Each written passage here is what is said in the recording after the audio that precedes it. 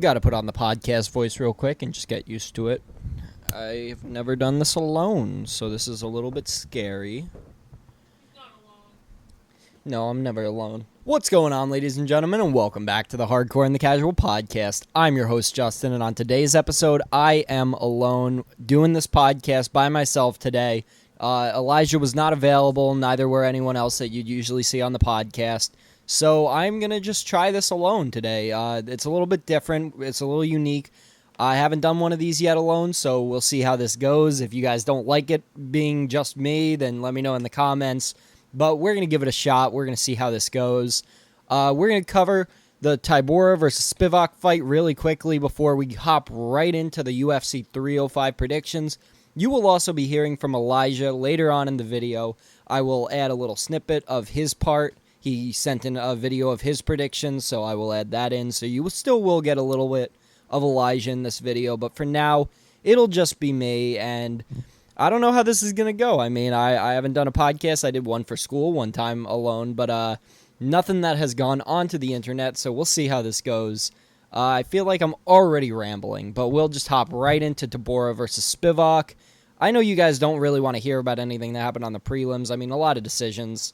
And then there was the main event, which basically, I was screwed, man. I don't know why Tybura wasn't able to put on a performance like he did last time against Spivak, but that's how MMA works. That's how MMA happens. We've got Spivak winning by submission in the first round, and I lost my title. Elijah is now currently the champ. I don't know if he knows that or not. We'll see what happens in his video. I haven't watched any of it yet. He did send it to me, but so yeah. It really wasn't anything special, this card. I watched a couple of the fights on it. I was a little busy on Saturday, but we did manage to catch a couple of them. The co-main event was fun, but yeah, it was just kind of domination. Damon Jackson has never really been that good. Danny Barlow, again, boring decision. I mean, all of these fights were just a little bit wonky on this one, so I'm not really going to spend too much time covering this because I know that you guys are just going to go right ahead and skip to the 305 for whoever is still here. So yeah, we'll go right past that. I lost my belt. It's whatever. Spivak won. This sets him up for a big fight against someone higher ranked, but other than that, there's nothing really to talk about on that card. So we're going to jump right into the 305 predictions. Elijah did his picks for the entire card, so I'm going to now go down and give my picks for the entire card. I have not seen any of his picks, so I'm not cheating. I'm not doing any of that. I am giving you my picks, and then I'm going to watch his afterwards while I'm doing the editing. So we've got Stuart Nickel, 8-0 versus Jesus. I assume that's how you pronounce his name. Jesus Aguilar. He's 10-2. I think Stewart doesn't have a picture, so this must be his debut in the UFC. That's probably why I've never heard of him. I'm probably going to go, you know what, screw it. I'll go with Stewart. 8-0, we'll go with the undefeated guy. Moving up, welterweight fight, Song Kanan versus Rick Glenn. I've heard of Rick Glenn before, 22-8-2. This is a really close fight for the records, 20-8 for Song. I'm probably going to go with Rick Glenn on that one. So I've got Rick Glenn. We're going to move on up. Someone that I actually am a pretty big fan of, Tom Nolan. I've been watching him since his Dana White Contender Series last year. Or maybe that was 2 years ago. No, it was definitely last year. Tom Nolan, 7-1. He had that bad loss earlier this year back in January, I think that was, on the first card of the year. And he's fighting Alex Reeves, 13-4-0. I like Tom Nolan. Do I think he's going to win? Maybe, maybe not. I'm still going to go with him, so I'm picking Tom Nolan for that fight. Yeah, so we'll move on up to the prelims now. Eventually, I'm going to go a little more in-depth with some of these. Right now, I know you guys really want to just hear my thoughts on the main card, so I'm just going to speed through these early fights to get to there. Jack Jenkins versus Herbert Burns. Jack Jenkins, he's had some ups and downs, 12-3. Herbert Burns, 11-5. I'm going with Jack Jenkins. He's seen pretty clean in some of his fights. He's seen pretty wonky in others, so I'm going to go with Jack Jenkins. Casey O'Neill, right away, going with Casey O'Neill. She's fighting Lorena Santos, 8-1. Casey O'Neill is 9-2. Casey O'Neill has been a prospect for a while. She's taken 2 bad losses, but other than that, I mean, she's probably going to win this fight. I'm hoping. Let's go Casey. Joshua Kaluba versus Ricardo Romas. Romas has been around for a while, 16-6. Kaluba, 11-3-1. I mean, I've seen some work by him. I've seen how good he can be. But I think I'm going to go with Ricardo Romas. 16-6 isn't the greatest record, but I think he can get it done. He has been at the top. He's gotten some wins over some really good guys. I think that he could pull this one off. We've got Junior Tafa versus Walter Walker. That's a cool name. Junior Tafa, 5-2. I think Junior Tafa's last fight, he was a fill-in, and he got knocked out, I'm pretty sure. Walter Walker, don't know much about him, 11-1. Junior Tafa is going to be fighting in front of his home crowd in Australia. I think this is going to be the upset of the night. I think this is going to be the one where the fans go, oh, man. So I'm going to go with Walter Walker. I'm going to go with him, and we'll see how that turns out. Now I get to the part where I really want to dig in deep and talk about some of these fights. Once again, you'll see Elijah's whole picks. He probably ran through the first couple the same speed that I did. Now I'm going to dig in a little bit. I'm sure he kind of just glanced over the main card too. You'll see that in a minute. But we've got the Leech coming back, 19-8. Not the greatest record, but we've all seen what the Leech can do. And he's fighting Carlos Pretzels? I don't know. 19-6 for him. I'm going to go with the Leech. That's a pretty obvious one. We've seen the Leech in huge fights against guys like Chimaev, against guys like Daniel Rodriguez, Santiago Ponzinibbio. I mean, this guy has been at the top, and I think that he can pretty much keep his place. I think he's outside of the top 15 now, but do I see him getting back to the top 15? Probably not. Do I see him winning this specific fight? Yeah, I got him in this fight. Next up, we got the king of the shoey, Tai Tuivasa versus Jairzinho Rozenstruik. These guys are 2 strikers. These guys are 2 guys that have been at the top of the division, have fought some of the best, and have lost to some of the best. I mean, oh man, this is a hard one because Tai Tuivasa has knocked down Cyril Gaines, so we clearly know that his power is strong enough to take out someone with very high-level striking. Jairzinho Rozenstruik, we've obviously seen him do some magic in the cage, but he's also been knocked out by guys with a lot of power, like Ngannou, and he's also been caught by technical fighters like Volkov. But is Tai Tuivasa the most technical guy? No, he is in front of his home crowd, and I do think that gives Tai Tuivasa a little bit of a boost most times. Oh, this one is one of the more difficult fights. I really was like all in on one or the other on most of these fights on this main card. This is one fight where I could see it kind of going either way. Either Jairzinho Rozenstruik picks him apart like Gain did and kind of stays on the outside, uses his jab, uses his leg kicks, throws in a couple of head kicks. I could see it going that way, but I do also see Tai putting on that power and knocking him out. But man, Tai Tuivasa has been on a slide lately. Rozenstruik has been up and down. This is a really hard one. I think I'm just going to have to go with Rozenstruik. I'm throwing it out there. I got Rozenstruik winning. He's probably going to knock him out somewhere in the second or the third round, I would think. I don't want to do my man Tai Tuivasa that dirty because I love Tai Tuivasa. He's one of my favorites, especially one of my favorites in the heavyweight division, but man, after you take that many losses in a row, it's hard to kind of root for someone. Yeah, I'm going with Rozenstruik. Moving on up, we've got the 3 bangers of the night. Gamrot versus Dan Hooker will start it off as the feature bout. Gamrot 24-2-0 with 1 no contest. Dan Hooker 23-12-0. Man, that record doesn't sound very good, but Dan Hooker is a killer, and don't you forget that. Both of these guys split decision Jalen Turner, so you could say that they're on par with each other, even though Gamrot is much higher in the rankings. Does Dan Hooker deserve this fight against someone so high-ranked? Probably not. He hasn't really he hasn't really shown that he does deserve a top 5 challenge.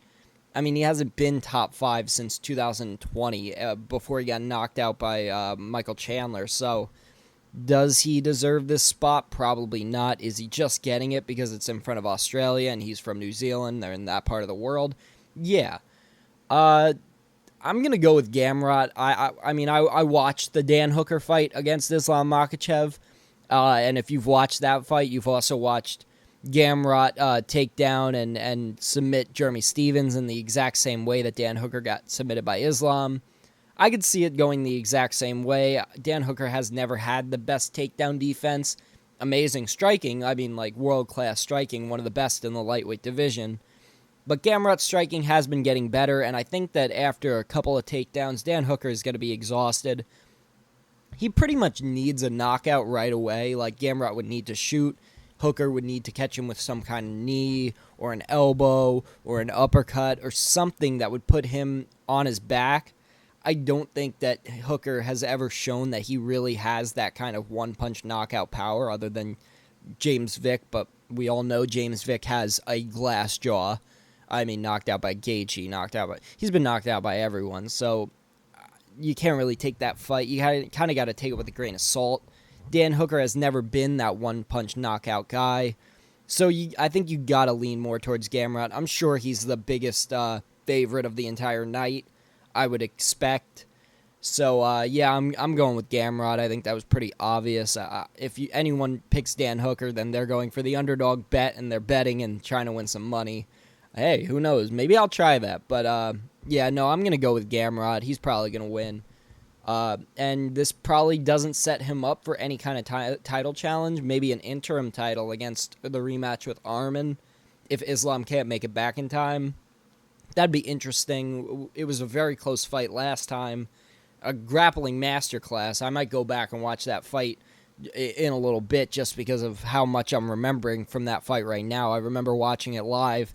That fight was amazing from a grappling aspect, and I'm someone who loves every aspect of MMA, unlike some people who don't like the grappling, but I respect Gamrot for his grappling, even though it can be boring sometimes. But when you put him up against someone who is also just as talented in that aspect, you get a masterful performance by both men.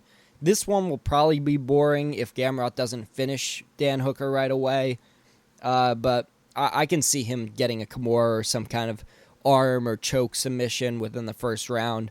So maybe Gamrot will actually put on a performance that will show the UFC and Dana White, yeah, like this guy should be in a title fight next. He is at the top of the division. He's one of those guys that are sitting top 5 that can be given a title fight at any point. So I can see it happening after this. He pretty much deserves it. I mean, he's not going to get a fight against someone like a Gaethje or a Poirier, someone at the top of the division. He's just not. They're not going to line that up. They're just going to have him skip the line. So, and I'd be cool with that. I mean, him and Arman deserve to run it back. It was a really close fight, and some people say Arman won. Gamrot won that fight. I don't know. You guys can think whatever you want. I say Gamrot won that fight after watching it live. Yeah. So, yeah, I got Gamrot, basically. So, now moving on up. Co-main event, Kai Kara-France, Steve Erceg. This is probably going to be fight of the night. This is the fight I'm looking most forward to, even more than the main event, because this is the two fastest, best strikers in the flyweight division, in my opinion. Kai Kara-France, Steve Erceg. Steve Erceg took Pantoja to the limit in his last fight. Should have won. I think he won the fight. Elijah disagrees to this day. But I said Steve Erceg won that fight right after it happened. I was scoring it live. Oh well, though, it didn't work out that way. If he wins this fight, he should be lined up with another title fight. And same goes with Kai Kara-France. If he wins this fight, he gets a title fight. So this is basically a number one contendership fight. I've got Steve Erceg in this fight. I think Steve Erceg is going to win. Kai Kara-France is great. These guys are both great at boxing. These guys both have great leg kicks. They both have great takedown defense. They both have somewhat of takedown offense, too, as well. I think Kai Kara-France's takedown offense hasn't been shown very much recently, and Steve Erceg showed that he does have some sort of takedown offense against Pantoja, but Pantoja is one of the best takedown artist and takedown defense artist in the division. So it's hard to judge Steve Erceg's takedowns in that. Will it play a factor? I don't think so. I think this will be a on-the-feet kickboxing match to the fullest, and I think that Steve Erceg will probably get a knockout somewhere in the second round. That's how I see it going. Maybe third. Flyweights don't really knock each other out like that often, but we have seen Steve Erceg be able to do stuff like that, and Kai Kara-France, to give him credit. Cody Garbrandt knocked him out pretty easily. So, yeah, this is the fight I'm looking most forward to. But, yeah, I mean, I love Kai Kara-France. I have since the Cody Garbrandt fight. Cody Garbrandt was one of my favorite fighters until I watched the Kai Kara-France fight. And then I was like, man, Cody, you're off the list. Kai Kara-France, get on the list. But right now, present day, Steve Erceg is probably top 5 favorites for me. His boxing is so crisp, so clean. I love the way he fights. I love watching his fights. I got Steve Erceg. And then we can move on up. Main event time. This is the fight that everyone has come to see. Dricus du Plessis, DDP, versus Israel, the last style bender, Adesanya. Dricus du Plessis, 21-2. Israel Adesanya, 24-3. So Adesanya has taken a couple losses to Jan Blachowicz, Sean Strickland, and Alex Pereira within the last couple of years. Wash away the Alex Pereira one. He shouldn't have lost that. He should have. Mark Goddard has something against Israel Adesanya. No, Mark Goddard loves Alex Pereira. That's what I'm going to say. Mark Goddard loves Alex Pereira. He had an early stoppage with Izzy, early stoppage with Yuri Prohaska.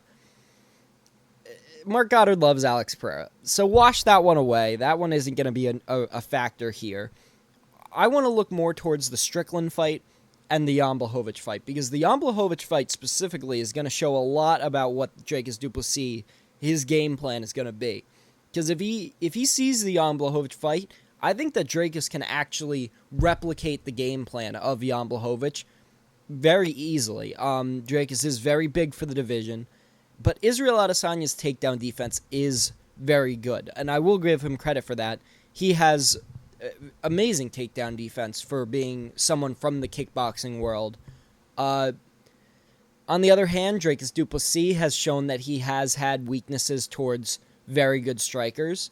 I mean, if you almost get knocked out by Darren Till, you can get knocked out by Israel Adesanya. And if Israel Adesanya stays straightforward, because Dricus is going to move straight forward. He's not going to go left to right, because then he's going to get his leg kicked, or he's going to catch body kicks or head kicks from Izzy. He's going to go straight forward and try and blitz.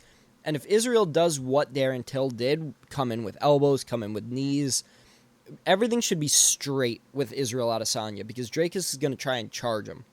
The only problem with that is, if you keep everything straight, that's going to line Dricus up with the takedowns, because every time that Izzy shows the jab, every time he shows the uppercut, that leaves a position for Dricus to be able to duck down and shoot for the takedown. And we've also seen Izzy get taken down by guys who do a similar thing like that, like Marvin Vettori. But granted, Israel Adesanya has always been able to get up from those positions. Is Dricus du Plessis a better wrestler than Marvin Vettori? I'll give him the slight edge on that. Do I think that he can hold Izzy down? Not necessarily. I still haven't given who I think is going to win this fight, because I'm going to lead up to that. I want to kind of show my working. Israel Adesanya has a lot to work with. And now let's dig into the Sean Strickland fight against both of them. In that fight, Sean Strickland was able to put on the pressure on Izzy and back him up. He never let Izzy go forward. He always kept the pressure on and kept moving forward. If Dricus can do that, Dricus will have a shot at winning. The only problem is that Izzy will also be throwing straight down the middle, and Dricus doesn't have as good a striking defense as Sean Strickland. Obviously, Sean Strickland has almost, I think he does have the best striking defense in the middleweight history. So you can't really say that Israel should have jabbed him and should have just kept him at this. Sean Strickland's striking defense is so good that it's hard to just say, oh, well, Israel should have just done this and that, because Strickland has shown that he can shut down offense like that in the past. Where in the Dricus du Plessis fight, Dricus du Plessis didn't let Sean Strickland do a lot of takedown defense. or didn't let him do a lot of striking defense because he kept on throwing in the takedowns. Strickland had to worry about, okay, well, I'm blocking all this upstairs, and now he's shooting for my legs. And that kept him thinking a lot and kept him from really going forward and doing his normal strategy of just push forward, keep on jabbing, move forward, and just keep the pace on him. Dricus du Plessis has shown that his awkward, weird style works against guys like Robert Whittaker who blitz forward. And Izzy does a sort of a kind of similar thing. He doesn't really blitz forward, more of just like he is long and rangy, so he can just like look like he's blitzing forward, but he's not really moving too much. And I think that Dricus will be able to capitalize on that. But I am going to say that Israel Adesanya is going to win this fight. I've got Izzy in this fight. He's shown that he can come back from a loss and regain his title over and over again. And I think that this will line either man up with a fight against Sean Strickland, because I think that is next. I think Elijah said that he was going to go over something like that in his part. We'll see what he has to say about it, but I do think that Strickland should be lined up next for the title, no matter who wins. In a rematch, we'll have to talk about that down the line. I do have Sean Strickland winning the rematch against either of these guys. Do I? We'll talk about that when it comes to it, because I really don't know right now. I have been a big person that says that Israel Adesanya would win a rematch against Strickland, and that DDP did win the fight against Strickland, because he did. He won the fight against Strickland. No matter what you want to say, he won those middle 3 rounds, which means he won the fight. But in a rematch, so many things are going to be different. Strickland's going to train so differently, but that's not what we're talking about right now.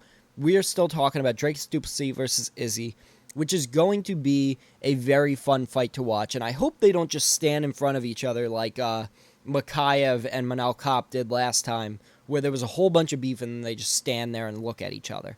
I hope that there's actually action and that they actually look at each other in that cage and they go, okay, I want to F this guy up. I'm going to move forward and I'm going to mess his face up. So I hope that that's the strategy that they're both going to go for, is kind of, we're going to fight. We're actually going to fight. Like, there's no backing up. There's no moving out of the way. We're going to stand and we're going to trade. That's what I'm hoping for. Izzy's not going to take that strategy. He's going to move. He's going to be elusive. He's going to do his style bender thing. And Dricus du Plessis is going to do his wild man thing. He's going to come in leg kick after he just threw a punch and then go for an uppercut and then a takedown right afterwards. He's going to get into the clinch and then drop for the legs. And then Izzy's going to try and scramble back to his feet using his weird techniques that he knows to try and get back to his feet. It's going to be a very fun fight, I feel like. I feel like it's going to be slightly boring in the first couple of minutes because DDP is known to be a slow starter, and Izzy is known to make reads in the early part of the fight. So I think as the fight progresses, there is going to be more of that intensity. There is going to be more of that fun back and forth later in the rounds. I think Dricus has enough power to put Izzy unconscious. I think he has enough takedown accuracy to get him to the ground and choke him out. Do I see that happening? No. I see Israel Adesanya being able to keep his distance, point fight, basically recreate Sean Strickland's strategy from earlier this year, but slightly more effective. I think that Izzy is going to be able to get the win, probably by decision. I don't see him knocking him out unless he catches him with something weird while Dricus is doing his weird throwing. Maybe catch him with something. That's possible. That's always possible with Israel Adesanya.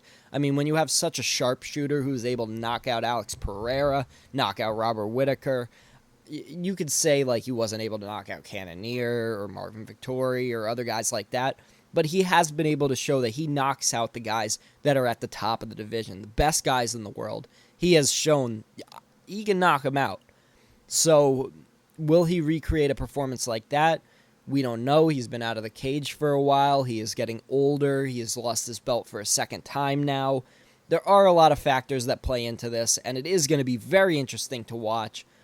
But at the end of the day, I think that Israel Adesanya has the best shot at regaining his title and then moving on into a fight with Sean Strickland. And where does that lead DDP? Probably the winner of Whittaker versus Chimaev. That seems like the direction that you would want to go. Do DDP versus Whittaker 2 or Chimaev versus DDP. But I also think that they're just going to skip that all if Chimaev wins against Whitaker. We're going to be talking about that when 308 rolls around. That's not for a couple of months now. But yeah. Sorry. Woo! Oh, that was a lot of talking. That was a lot to get out. I am glad that I had this experience with you guys to be able to sit down and do this podcast by myself this time. It's not the circumstances that I wanted. I would have liked to have had people here to talk about it with, but that's not always the way it works. And I understand that people have their own lives, so I'm glad that anyone that's still here listening to me just ramble about UFC, I'm glad you stayed to listen. I am glad you wanted to hear my opinion personally.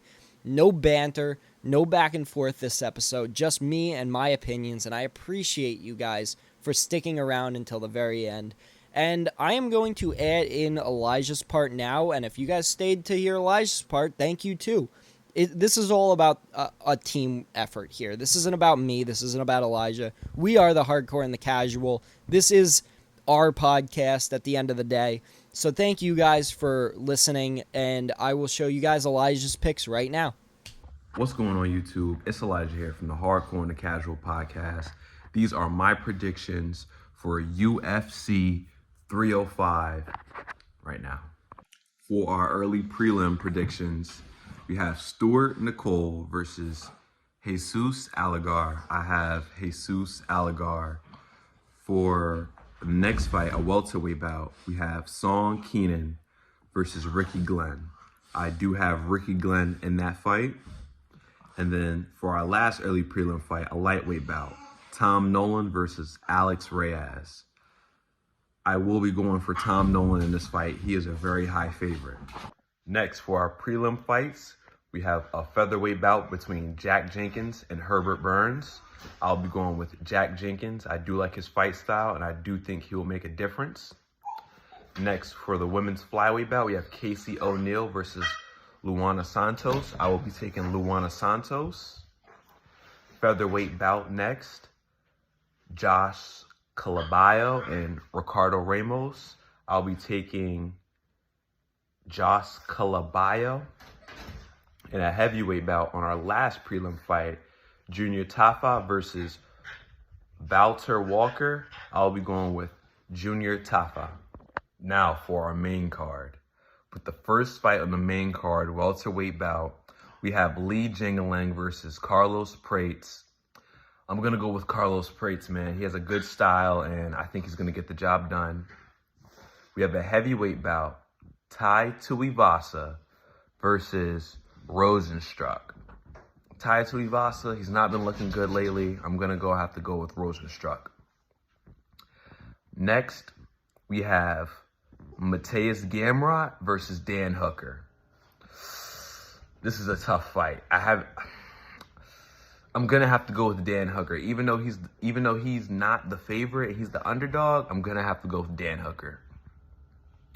We have a flyweight bout from Kai Kara France versus Steve Erceg. I completely have Steve Erceg in this fight. I thought the fight with him and Pantoja was very, very close, and I do see him getting back into a title shot, so I do have Steve Erceg. Now, for the main event, the fight we've all been waiting for, Dricus du Plessis versus Israel Adesanya. This is going to be a tough fight for Izzy and both Dricus. This is the best opponent that Dricus has ever faced, and Izzy, we're going to see if he's really at his prime. That Strickland fight, we don't know if it was Styles or if he was really on a real decline. I do think Izzy will get the job done. He comes out. I'm going to go with Dricus. I feel like Dricus is going to get the job done. I want Izzy to win, but I think Dricus will get it done. He will mix things up, and he will make it hard for Izzy. I also know that Sean Strickland will be getting the title shot from the winner. And Sean Strickland beat Izzy, lost to Dricus. I thought that he beat Dricus in their fight. I do think that he will beat Dricus if he gets the rematch. And I think he beats Izzy again if he gets the rematch for that fight. So I'm going to go with Dricus du Plessis. I think he's going to get the job done, and I think he's going to get it done relatively easy. maybe not like that, but Izzy's going to give him a hard challenge because, Izzy, really good champion, and he really puts the pedal to the metal. So we're really going to have to see, but those are my predictions. Thank you. All right, and we're back. Thank you guys for sticking around through that. Thank you guys for listening to his picks. Thank you guys for listening to my picks. And anyone that has any opinions, leave them down in the comments. I want to hear what you guys have to think about this card. Mainly the main card. If you guys have any opinions about Dricus du Plessis, Izzy, Kai Kara France, Steve Erceg. If you think I got anything wrong, if you think I'm just stupid, please just say it in the comment. I love having dialogue with you guys, whether it's good, bad, ugly. I don't care. I love talking to you guys. I love hearing you guys. I keep all of my comments unrestricted because I just want to know what you guys think. No matter what it is, please, open forum, say whatever you'd like. Comment anything. Mainly, I want to hear about what you guys think is next for Israel Adesanya and Dricus du Plessis. Whoever wins, I want to know what you guys think. Thank you guys for watching. Thank you, Elijah, for sending in your video. I have been your host, Justin. This has been the Hardcore and the Casual Podcast. Thank you, and peace out.